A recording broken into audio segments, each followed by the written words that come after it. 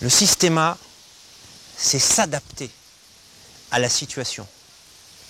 Et lorsqu'on brandit un bâton pour donner un coup de bâton, s'adapter à la situation, c'est tout sauf se protéger comme ça. Parce que ça va faire mal.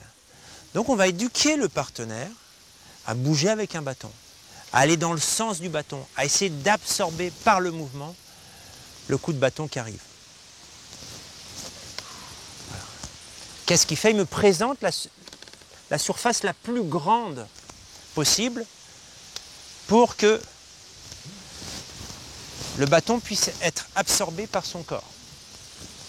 En soufflant, ça te permet d'avoir moins de résistance. Vous voyez qu'il rentre le coude pour éviter de se prendre un coup sur le coude. Moi qui fais travailler mon partenaire, comment je le frappe? Je lâche le bras et ensuite le poignet. Si je travaille comme ça,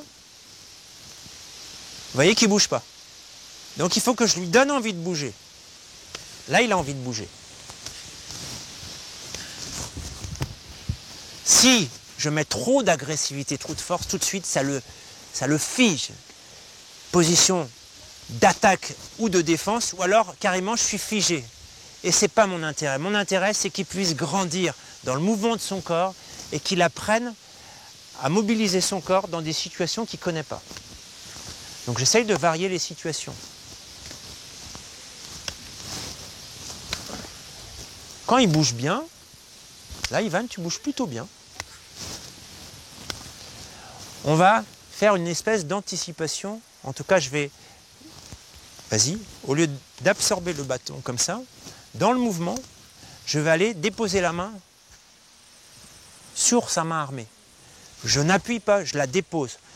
Il est dans le mouvement, le fait de me déposer, vous voyez, je tends ici, je mets la main et je me dépose. Ça abaisse son tonus musculaire, le mien, donc le sien. Et c'est ça que je vais te proposer. Tu te rapproches de moi, tu déposes la main. Voilà. Alors je t'encouragerais plutôt quand tu viens ici, tu vois, viens, donne, tu vois, la main extérieure. La main intérieure vient aussi, mais il va falloir, tu vois, rentrer ici. Je bouge, je sors de la trajectoire du bâton, voilà, là c'est bien, tu vois. Et en même temps, je me relâche. Si ça va au-dessus de la tête, ça va être pareil, je sors, tu vois, hop, et je relâche. Mets la main ici, mets la main dessus. Voilà. Comment je fais si je suis au-dessus de la tête? Si tu es vraiment à la hauteur de la tête, vas-y, hop, je me baisse.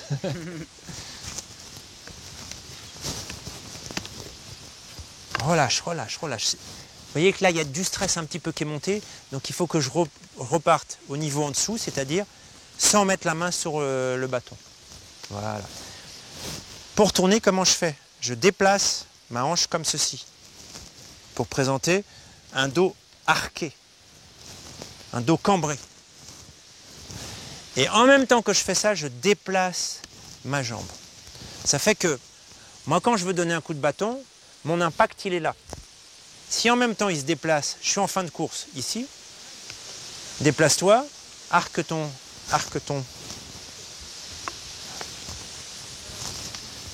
Il a beaucoup moins d'impact.